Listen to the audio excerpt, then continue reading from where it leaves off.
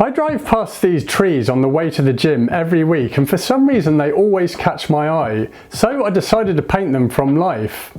Now you might experience the same thing with something that you see in your life that perhaps you want to paint, so in this video I'm going to teach you how to do that whilst I paint these trees. I'm in far north New Zealand near the town of Kawa, and this is the main road that I drive down towards the gym where those trees caught my eye. The trees are growing next to a railway line, which makes the whole scene more interesting, and the railway line will help with the composition. I parked up at the side of the road so I could get my gear set up and start painting. I'm painting on a 6" by 8" linen panel, and these are ideal for painting outdoors. If you want to get some of these linen panels, they're made by canvaspanels.com, and I've put a link in the description box below. My painting is set up on an Alla Prima Pashar box, which is ideal for painting outdoors, and again if you want to get one of those, I've put a link in the description box below. Now the first thing I do when I paint outside, or even my studio paintings, is I paint the dark values first. So value is how light or dark your subject is, and we'll find the darkest darks in the foreground and the lightest lights. As landforms recede, our darks are not as dark and our lights are not as light. Now, by painting the dark values first, I can then gauge it off the white of the canvas and then paint all the other shadows in the scene. So this helps to create an overall tonal dynamic in the painting, making it much easier to paint all the areas in light afterwards. So this is how we can create depth in our painting. So for the trees here, I just use a mix of ultramarine blue with some yellow ochre. And then for these clouds I've used ultramarine blue with burnt sienna, so that helps to desaturate the blue. Then there's some titanium white in there and a little alizarin crimson. Now clouds are generally light in value, unless they're stormy clouds of course, but for the most part light in value, but I still include these in the shadows. So I've painted all my shadows first. Now once I've done that, I then start to paint the areas in light, and the first thing I started to do was paint the foliage on this English oak here. Now at the time of painting this, it was actually autumn in New Zealand, so the seasons are in reverse. We're in the southern hemisphere here, so whilst it's spring for everyone in the northern hemisphere, it's autumn for us, and we have a lot of European, English and American trees planted, and in the area that I live in there's also some English oak trees. So they're turning colour.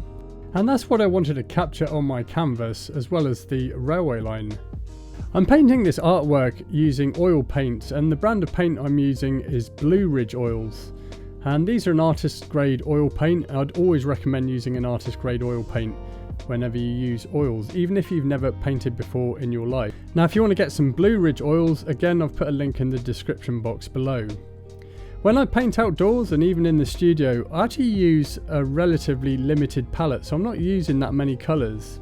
The colours that I'm using for this painting includes titanium white, burnt sienna, yellow ochre, cadmium yellow medium, cadmium red light, alizarin crimson, ultramarine blue and phthalo green, and I believe you can paint any landscapes with these colours.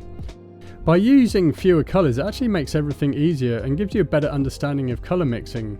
The other cool thing as well is that you get a lot more colour harmony in your painting, because you're more likely to be using all the colours you do have throughout the painting, so it's just going to tie everything together and all the zones will have something in common with each other.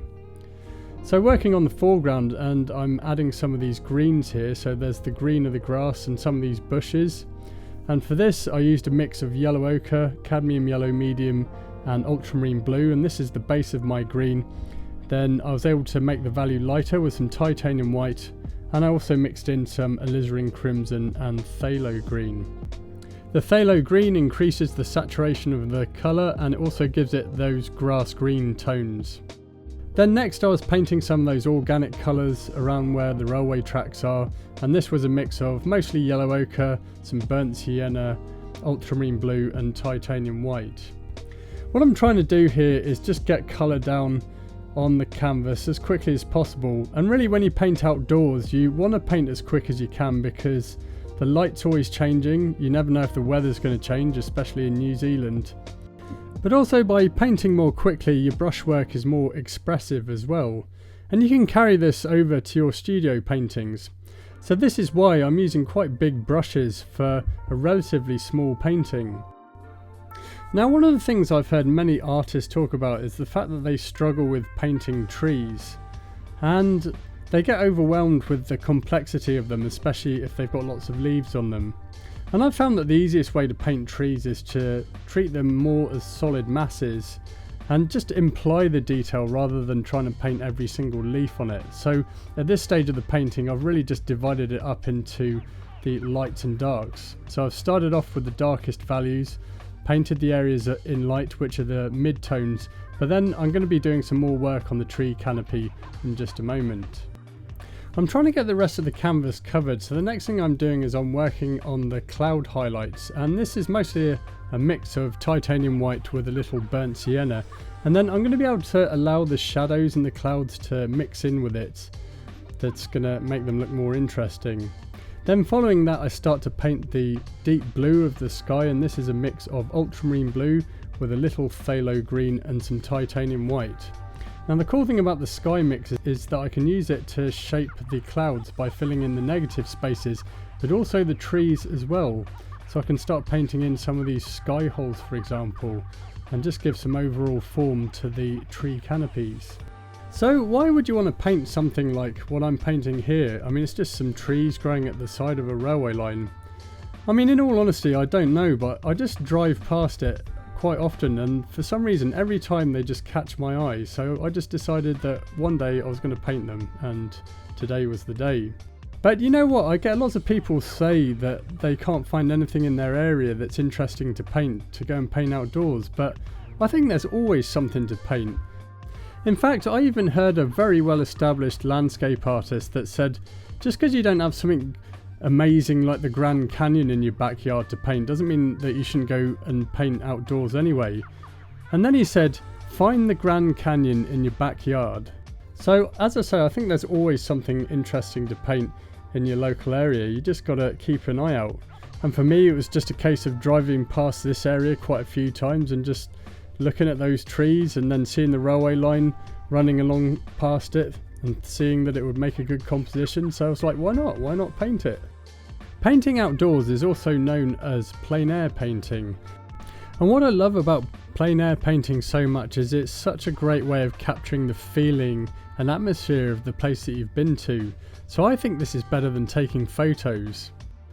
It's also really good for your mind and soul, just being outside in the fresh air and the sunlight, just enjoying looking at the landscape, forgetting all your worries. I just love it. I just love painting outdoors. Now what I'm doing here is I'm adding more detail and more layers of paint to the tree canopies here, and I'm going to be adding some more detail a bit later on in the painting as I save my lightest values until the very end.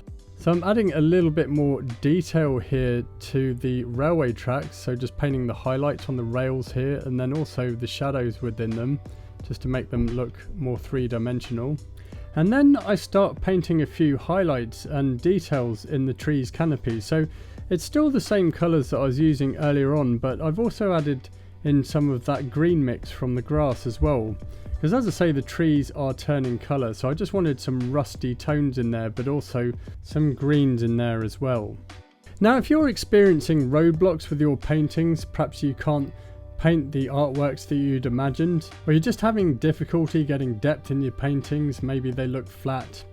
Well, what you need is a system to work to that's going to give you predictable results every time so that you can create beautiful artworks. So I'm giving away a free landscape painter's blueprint, and I show you my whole painting process that you can follow so that you can start painting beautiful landscapes. I've put the link in the description box below. As I say, it's absolutely free. Back to the painting, and I'm now thinking about getting it finished. Now when you're painting outdoors, really most of the time you don't really want to focus on detail, but more loose painterly brushwork, which is actually going to imply detail anyway without it being overly detailed. So it's kind of like impressionism. With plein air painting, we really want to focus on the tonal values, so the lights and darks in the scene that you're painting, and also the colours. Your painting will have life and atmosphere in it and feeling, and you can turn a seemingly boring subject such as this into a beautiful work of art. So I hope this video inspires you to paint some things that you see in your local area. So I made a couple of little changes to this painting after I finished filming, just to tidy up the trees and the composition a little bit, but I'm pretty happy with that. There it is.